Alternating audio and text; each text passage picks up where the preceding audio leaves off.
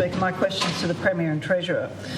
Over the past 2 days, Premier, you've announced a stadium with a retractable roof and a massive cut to land tax. You've also claimed this gift to investors will bring down rents. In the last year, following your last round of land tax cuts, rents have increased by 9% in the south, 10% in the northwest and 15% in the north. According to CoreLogic, rents in Hobart are now more expensive than Brisbane, Perth, Melbourne and Adelaide. According to SGS Economics' most recent rental affordability index, Greater Hobart continues to be the least affordable capital city and the only capital where the average rental household will be considered in rental stress, paying over 30% of their total income. Quote, since 2016, the median rental rate in Hobart has grown by 50%, consistent across dwelling sites. It's now higher than the Melbourne median at any point in the past, despite the average rental household income in Tasmania being 33% lower. Premier, how exactly will your land tax gift to people wealthy enough to buy a second, third or fourth property bring down rents? Honourable Premier.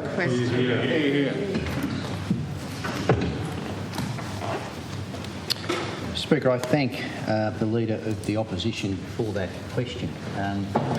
And I'd ask rhetorically, is she suggesting that we should increase taxes, Mr Speaker, in some vain attempt to increase housing? We're suggesting you should tell the truth. That appears to be the position that the Leader of the Greens is taking, Mr Speaker, that we shouldn't be reducing taxes, especially land tax, which is one of the building blocks of rent, Mr Speaker, that what we should be doing is either holding it at its current level or potentially increasing it. Now, I know that you lot are a high-taxing outfit,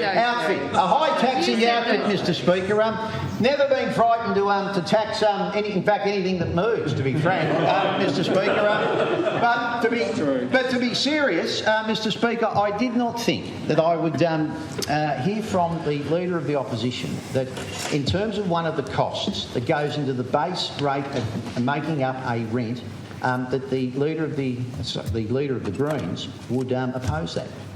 To me, it just seems nonsensical. We'd like to see that money go to housing. It feels that you are clutching at straws and playing politics on this because you know full well, Mr Speaker, that land tax is one of the base building blocks. And what we have said on this side of the House is that we want to reduce it, Mr Speaker. We want to reduce it, Mr Speaker, which, Mr Speaker, would go to putting some downward pressure on rents over time, Mr Speaker, because I can assure you very clearly... Miss O'Connor, order. Land tax, I've been saying it would be putting upward pressure on rents. Don't worry about that, Mr Speaker. So, Mr Speaker, look, I'm not certain where the Leader of the Opposition is coming from. This afternoon, though, we will be announcing a $1.5 billion program, Mr Speaker, that is going to build more houses, Mr Speaker. It's going to make it easier for people to put their first step onto the property ladder, Mr Speaker.